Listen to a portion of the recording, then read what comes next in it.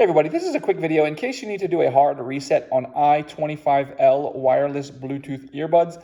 Now you might want to do this if you're having any issues like sound only coming out of the left ear or the right ear, only getting sound out of one ear, or if they won't connect to Bluetooth, they keep disconnecting, or any other kind of troubleshooting issues like they're not responding and stuff like that. A hard reset can fix a lot of issues and it's quite easy to do. All you need to do is, first of all, you're going to turn off Bluetooth on whatever device you could have them connected with and have the device forget these earbuds. Once that happens, you can put them in their case and then take them out of the case. And when you hear them say power on, then we're going to come in and the green light comes on. We're going to come in and press and hold simultaneously the button on the back of both earbuds and just hold it for 4 seconds. And after 4 seconds, you'll hear it say power off.